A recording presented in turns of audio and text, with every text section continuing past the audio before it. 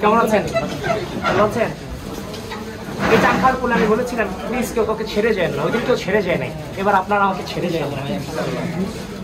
আমাদের জন্য দোয়া করবেন। আমার আন্তর্জাতিক বিষয়ের সম্পাদক আমার হ্যাঁ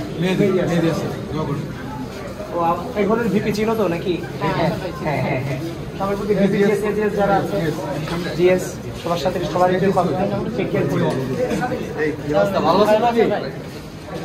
ডিস্টার্ব করলাম ভাই, মাত্র 10-12 দিন জ্বালাচ্ছি। সুযোগ হয়েছে যে কমিউনিকেশন করার, এর বাইরে তো কমিউনিকেশন করার সুযোগ ছিল না। 2016 সালে বিশ্ববিদ্যালয়ে ভর্তি হওয়ার পরে আমার বন্ধুটা আমার সাথে দাঁড়ায় ছবি তোলে নাই যে সে তার বিসিএস হবে না, সে আমার সাথে ছবি তোলা নাই সে হলে থাকতে পারবে না। এই ছিল আমাদের ছিল এমন পরিস্থিতি। বিশেষ করে আমরা যারা বিরোধী দল করতাম, ছাত্র দল করতাম, আমাদের জীবনই ছিল না আমার ক্ষেত্রে।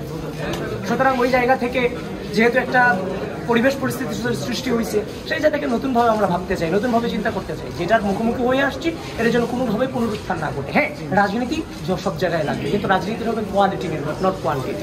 এখন তোমার এই হলে যদি আমার 20 জন ছেলে থাকে, 20টা ছেলে যদি কোয়ালিটি সম্পন্ন হয়, তাহলে ওই 20টা ছেলে যখন ডাকবে তখন সবাই নেমে আসবে।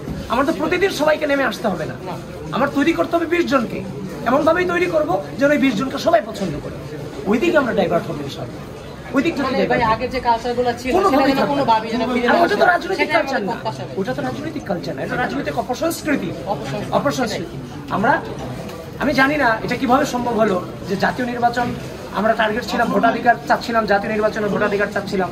এর আগে সূচনা হচ্ছে যেখান থেকে আমরা যুদ্ধের সূচনা করলাম, সেই ঢাকা বিশ্ববিদ্যালয় থেকে যে ভোটাধিকারের সূচনা হচ্ছে।